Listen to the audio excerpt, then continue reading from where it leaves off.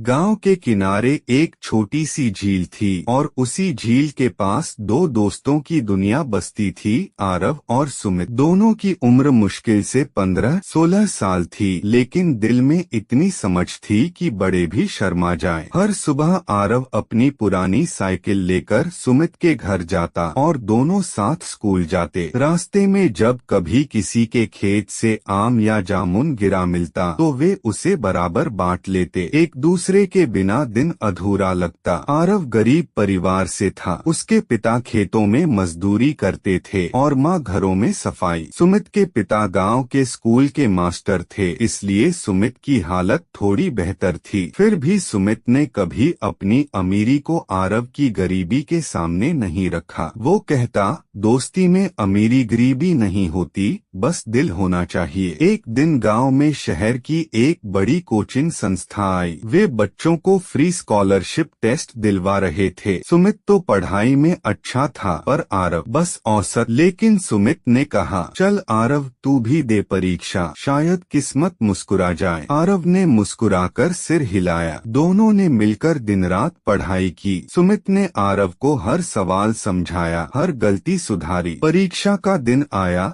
दोनों ने दिल से कोशिश की। जब नतीजे निकले तो सबको हैरानी हुई। आरव का नाम पहले स्थान पर था। गांव में खुशी की लहर दौड़ गई। आरव को शहर जाकर पढ़ने के लिए स्कॉलरशिप मिली, पर जब वो जाने लगा तो दोनों दोस्तों की आंखों में आंसू थे। सुमित बोला, जा आरव, अपने सपने पूरे कर, मैं गर्व महसूस करूंगा। आरव ने कहा, तेरे बिना तो ये सपना अधूरा था। सुमित 5 साल बीत गए। आरव शहर में पढ़कर एक बड़ी कंपनी में इंजीनियर बन गया। सुमित ने गांव के स्कूल में ही पढ़ाई पूरी की और अब वही बच्चों को पढ़ाता था। एक दिन गांव में बाढ़ आई, कई घर डूब गए। लोगों की मदद की सख्त जरूरत थी। आरव को खबर मिली तो वो बिना देरी किए गांव पहुंचा। गांव का वो नजारा देखकर उसकी आंखें नम हो गईं। लोग बेघर थे, बच्चे रो रहे थे और सुमित की स्कूल की बिल्डिंग आधी डूब चुकी थी। लेकिन सुमित फिर भी वहां बच्चों को बचा रहा था। आरव ने अपनी कंपनी से फंड दिलवाया, गांव का पुनर्निर्माण शुरू करवाया। सबसे पहले उसने स्कूल को फिर से बनवाया। नए बेंच, नई किताबें और दीवार पर एक बड़ा बोर्ड लगवाया जिस पर लिखा था, इस स्कूल का पुनर्निर्माण मेरे दोस्त सुमित को समर्पित, जिसने मुझे सिखाया कि सच्ची दौलत पैसे में नहीं, दोस्ती में होती है। जब सुमित ने ये पढ़ा, उसकी आंखों से आंसू बह निकले। उसने कहा, मैंने तो बस दोस्ती निभाई थी आरव, तूने तो उसे अमर कर दिया। दोनों ने एक दूसरे को गले लगा लिया और झील के किनारे वही पुरानी हंसी गूंज उठी जो सालों से गुम थी। कहानी का संदेश, सच्ची दोस्ती वक्त, दूरी या हालात से नहीं टूटती। असली दोस्त वही होता है